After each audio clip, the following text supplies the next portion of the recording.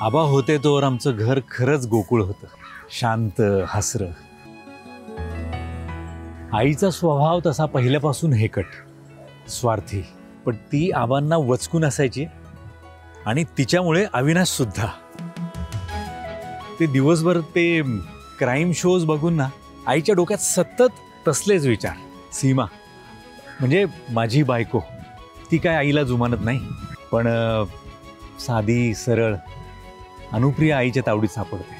आबा जेव्हा आईच्या चुकीच्या गोष्टींना आळा घालायचे ना, तेव्हा तिला ती आबांची नवरेशाही वाटायची. मी जेव्हा सीमाला तिची चूक दाखवतो तेव्हा ती मला माझी कुवत दाखवते. आणि अविनाश जेव्हा अनुप्रियाला वाईट वागणूक देतो, तिचा अपमान करतो, तेव्हा ह्या दोन्ही बायकांना ते बरोबर वाटतं. एका बाईला दुसऱ्या बाईचं दुःख समजतं असं म्हणतात. मग आमच्या घरातल्या बायका त्याला अपवाद कशा?